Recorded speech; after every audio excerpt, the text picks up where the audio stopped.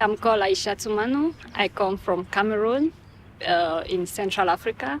And today we are in Arizona to visit the communities, the indigenous communities, and also learn from them.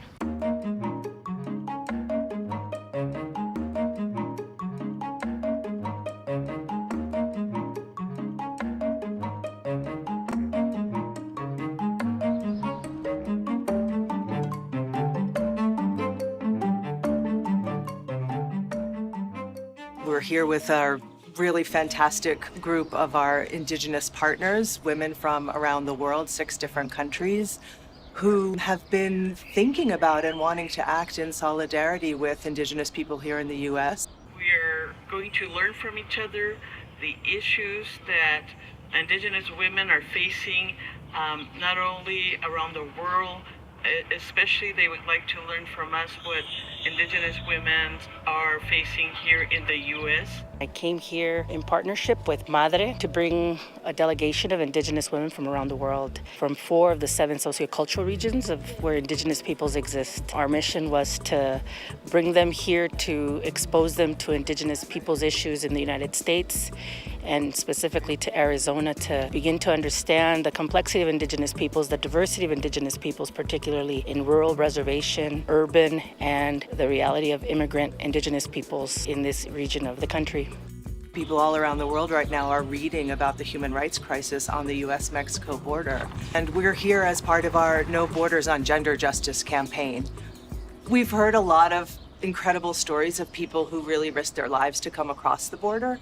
And, you know, everybody's story is unique and different, but there are also so many common threads that we heard. The legacies of the wars of Central America that made people's communities so violent, the U.S. support for the right-wing government in Honduras, which has been committing terrible political violence and repression that people are fleeing. You know, NAFTA and other trade agreements that have displaced small farmers by the millions in Mexico and Central America. And of course, climate change, you know, decades and decades of U.S. carbon pollution that has caused droughts and in other places flooding and mudslides as a result of terrible flooding that really has made people's homes no longer viable.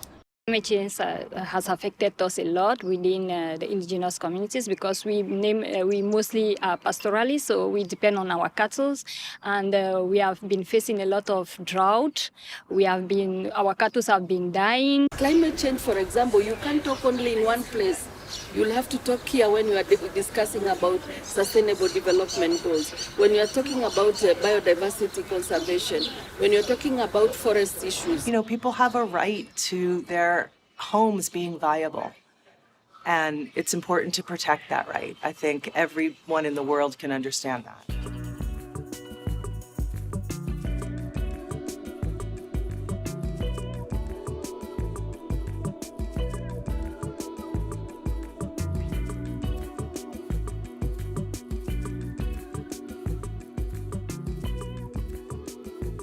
Wherever the individuals left from their homelands, in between from the time that they got apprehended or they ended up somewhere in the United States in a town or city, something happened to them. You know, they were brutalized, they were raped, they were, everything was taken away from them.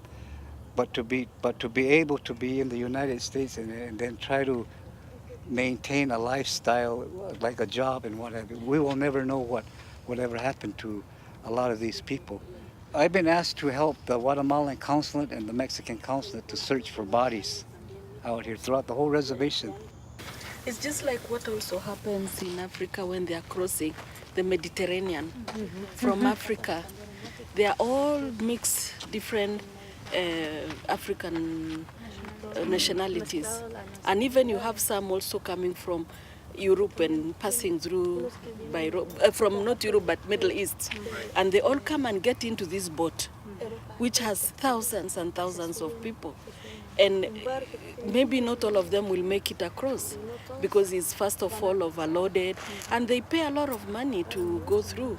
They borrow money and get there, and most of the time most of them they die.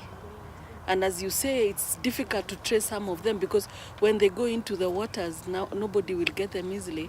This detention center used to hold migrants coming in from Mexico into the U.S. It was created here with the intention of maximizing the number of rounds that the ICE and Homeland Security were making between this region once they captured migrants and then would take them over to Tucson to detain and really deport quickly. I can't describe the sadness and inhumane treatment of those migrant detainees.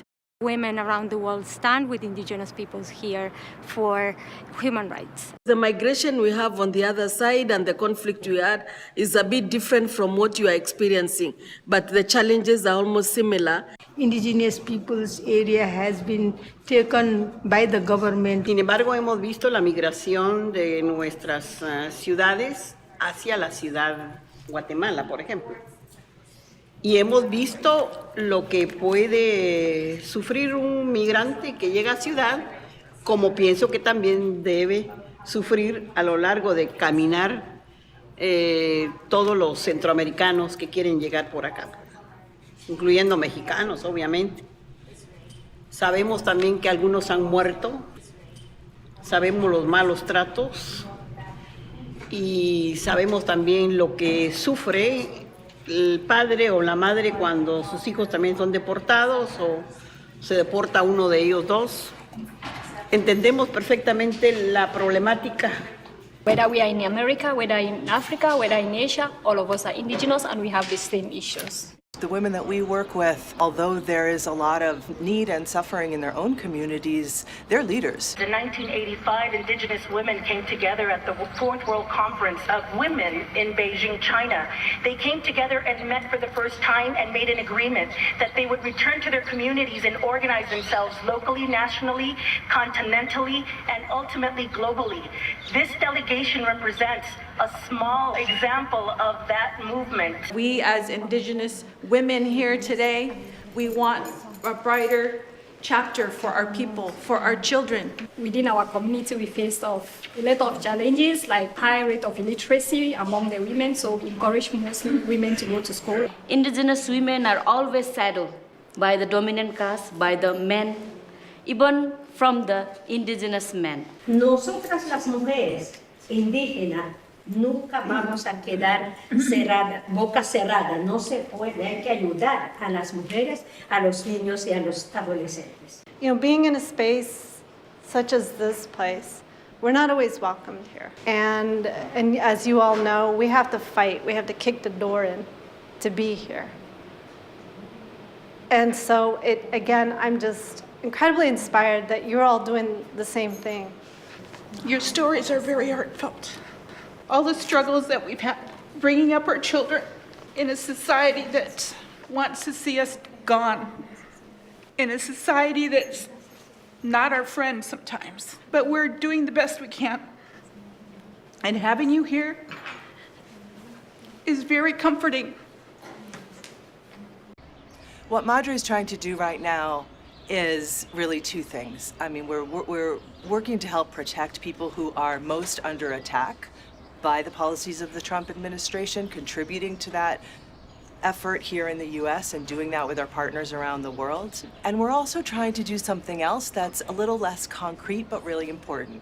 And that is to hold up for ourselves and for the people who are part of Madre our vision of what we want this world to be. Y que siempre trabajemos por la democracia, por la paz, por los derechos humanos, por la justicia, porque somos gente de armonía.